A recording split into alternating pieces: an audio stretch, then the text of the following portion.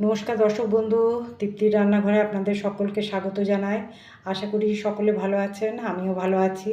আজকে জামের জুস বানাচ্ছি। এই যে রেডি হয়ে গেছে জামের জুস।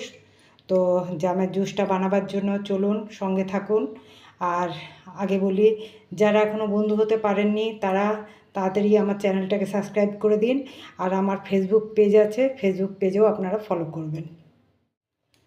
দেখুন, এখানে আমি 150 গ্রাম জাম নিয়েছি।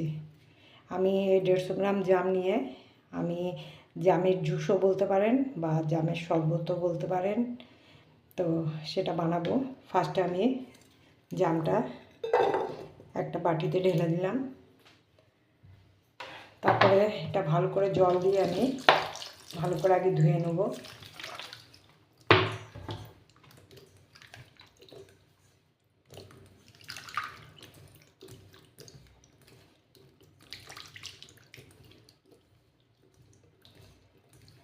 ধুয়ে এই জলটা আমি ফেলে দিচ্ছি। ধোয়া জামগুলো আবার বাটির মধ্যে ঢেলে দিলাম।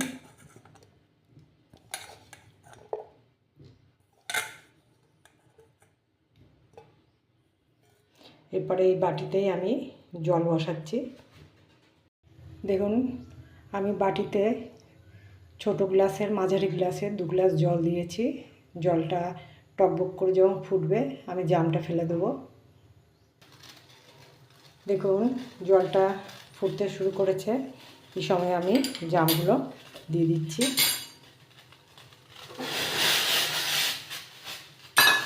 এবারে জামগুলো কমসে কম আমি 5 মিনিট থেকে 7 মিনিট জামগুলো আমি ফুটতে দিচ্ছি।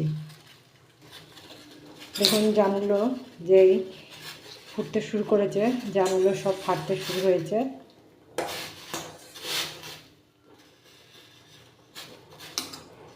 এইভাবে বেশ কিছুক্ষণ আমি ফুটিয়ে নিচ্ছি। দেখুন, আস্তে আস্তে প্রায় সবই ফেটে গেছে। আর এগুলো আমি ভালো করে গলিয়ে দিচ্ছি চামচের সাহায্যে।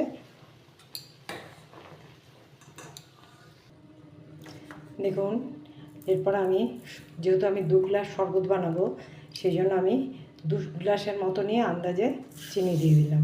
এবারে চিনিটা দিয়েও একটু ফুটাবো। গ্যাসটা বাড়িয়ে দিলাম।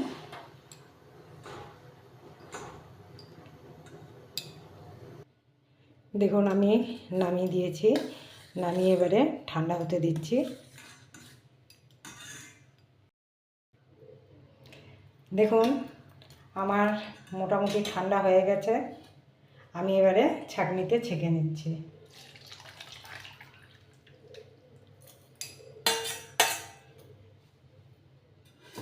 এবারে ছাঁকনিতে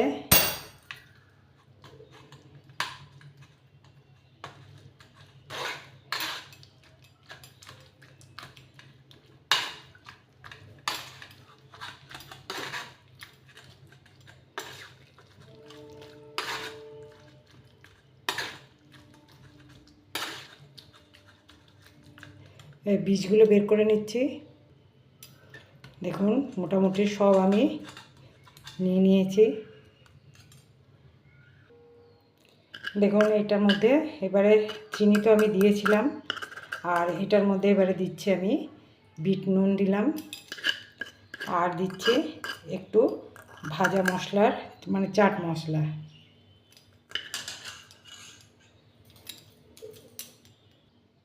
দেখুন, আমি গ্লাস সাজিয়ে ফেলেছি। এরপরে দিয়ে দিচ্ছি